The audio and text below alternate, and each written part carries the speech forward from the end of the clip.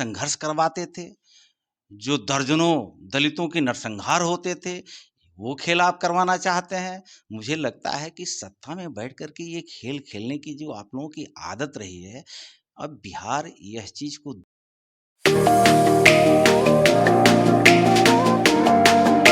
नमस्कार, आप देख रहे हैं जनता जागरण और मैं हूं आपके साथ प्रिंस कुमार। आज मैं भारतीय जनता पार्टी के प्रमुख प्रवक्ता जनक राम जी के साथ हूं और सबसे पहले सर बहुत बहुत स्वागत है आपका। धन्यवाद आपको। सर, अभी जो मौजूदा हालात है बिहार की, जो नई नई सरकार बनी है, 12 तारीख को बहुमत भी साबित करनी है विधानमंडल में, लेकिन अब ये देखना होगा, लोग लगातार अलग अलग चीजें बोल रहे हैं। तेजस्वी यादव कह रहे हैं कि खेला होना अभी बाकी है।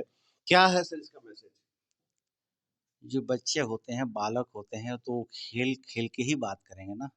न उनके सामने कोई विजन है, न राष्ट्र है, न प्रदेश है। तो मुझे लगता है कि बच्चे लोग खेल खेल की बात करते हैं। और जिनके आपने नाम लिया है, उनके माता-पिता के नेतृत्व में यह बिहार प्रदेश 15 साल रहा है। ये क्यों नहीं बताते हैं कि उनके शासन काल में कौन से खेला हो रहा था? वो कौन खेला करना चाहते हैं? ये बिहार के लोग जानना चाहता है। वो खेला कौन-सा आप करेंगे? एक तो आपका खेला बिहार के लोगों ने देखा है कि कम आयु में आपने अकुत संपत्ति का मालिक बन गए। उस खेला की बात कर रहे हैं कि आपके माता-पिता के शासन काल में अगड़ा, पिछड़ा, बैकवर्ड, फॉरवर्ड करके वर्ग संघर्ष करवाते थे, जो दर्जनों दलितों के नरसंहार होते थे, वो खेल आप करवाना चाहते हैं। मुझे लगता है कि सत्ता में बैठ कर के ये खेल खेलने की जो आप लोगों की आदत रही है, अब बिहार यह चीज़ को देख चुका है। अब तो महागठबंधन की सरकार नहीं है, जो खेला खेलेगा, कानूनी लाठी और डंडा चलेगा। ये देश में और प्रदेश में कानून का राज स्थापित करने के लिए जनता ने वोट दिए थे। और जो आपने कहा नई सरकार, ये नई सरकार नहीं है। ये 20 का जनादेश बिहार के जनतंत्र है, लोकतंत्र में जनता ने एनडीए के पक्ष में दिया था। आज वही एनडीए की सरकार है। भ्रष्टाचार से मुक्त बिहार होना चाहिए, लूट खसोट से मुक्त बिहार होनी चाहिए, आतंक से मुक्त बिहार होनी चाहिए, गुंडा राज से मुक्त बिहार होनी चाहिए। मुक्त बिहार करने के लिए ही तो एनडीए को जनता ने चुनी थी। और मुझे लगता है कि अब जिन लोगों ने ये खेला खेलने की सपना देख रहे थे, अब वो घर में जो खेला चल रहा है, वो घर का खेल को वो लोग संभाले। राज्य हित में जनता जो फैसला दिया था, जिसका मुख्यमंत्री आदरणीय नीतीश कुमार जी हैं, जनता उनके साथ है, एनडीए के साथ है, नरेंद्र मोदी जी के साथ है। अब बिहार में कोई खेला होने वाला नहीं है। लेकिन सर, जदयू के पूर्व मंत्री गोपाल मंडल का एक बयान आता है कि तेजस्वी यादव उसमें निर्दोष हैं। उस पे कार्रवाई को लेकर वो कहते हैं, क्या इसका कोई अलग परिणाम तो नहीं आने की संभावना है सर? दोष और निर्दोष सिद्ध करने के लिए हम आप व्यक्ति नहीं है। कोई प्रेस मीडिया के हमारे साथी कह दे, कोई नेता कह दे, कोर्ट क्यों बना हुआ है? मुझे लगता है कि न्याय की अगर गुहार करना है, गलत है या सही है सिद्ध करना है, उसके लिए न्यायपालिका बना हुआ है। जिन लोगों ने संविधान का नाम लेकर के, कानून का नाम लेकर के जनता को धोखे में और भ्रम में डालने का काम करते थे, जो महागठबंधन के नेता, मुझे लगता है कि उनको न्याय में ही भरोसा नहीं है, संविधान में ही भरोसा नहीं है। तो मुझे लगता है कि अगर न्याय और संविधान और कानून पे भरोसा है, तो अपने कानूनी तरीके से मुझे लगता है कि अपनी बात को, जो देश में कोर्ट बना है, कोर्ट के सामने अपनी बात को रखनी चाहिए। कोई व्यक्ति के कह देने से ना कोई व्यक्ति दोषी होता है, ना कोई व्यक्ति निर्दोष होता है। सर, जीतन राम मांझी का जो बयान आता है कि हमें कम से कम 2 मंत्रालय मिलना चाहिए, क्योंकि हमें महागठबंधन की तरफ से मुख्यमंत्री का ऑफर आ रहा था, उसको लेकर आप क्या कहेंगे? मैंने पहले भी कहा कि गरीबों, दलितों, शोषितों, पीड़ितों, वंचितों की आवाज़ भारतीय जनता पार्टी है।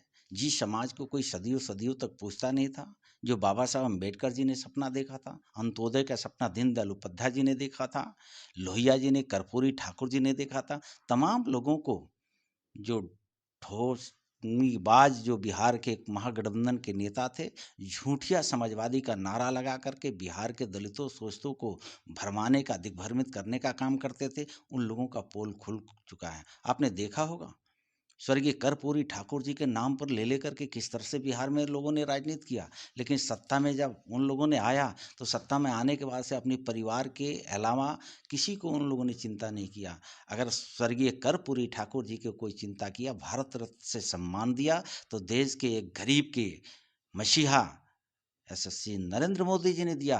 आज पूरे बिहार के 13 करोड़ जनता देश के यशस्वी प्रधानमंत्री नरेंद्र मोदी जी को कोटि कोटि बधाई दे रही है कि गरीब के सादगी जिंदगी जीने वाला स्वर्गीय कर्पूरी ठाकुर जी को भारत रत्न से सम्मान देकर के बिहार प्रदेश को सम्मान नहीं, पूरे देश के कमजोर वर्ग के लोगों को सम्मान करने का काम किया है। लेकिन सर, एक आखिरी सवाल आपसे लेंगे कि पटना के छात्र जो रेलवे की तैयारी करते हैं, एएलपी की बहाली लगभग 5600 आई है कुछ दिन पहले, उसको लेकर के लोग प्रोटेस्ट कर रहे थे, उस पे लाठियां बरसाई जाती है और छात्रों में निराशा दिख रही है। वो लोग का कहना है कि इतने दिन बाद यदि वैकेंसी आई है तो वैकेंसी बढ़नी चाहिए। इस पे क्या उम्मीद की जा सकती है? मुझे लगता है कि बिल्कुल हम बिहार के बेरोजगार नौजवान साथी, पढ़े लिखे साथियों के साथ में खड़ा हूं, और देश की सरकार हो या प्रदेश की सरकार हो, कानूनी तरीके से अपनी मांग को मानना चाहिए, मंगवाना चाहिए, जायज़ है। और मुझे लगता है कि वो केंद्र सरकार हो या राज्य सरकार हो, जितनी वैकेंसी आई है वो कानूनी तरीके से अपने उसको मांग को पूरा हो रहा है।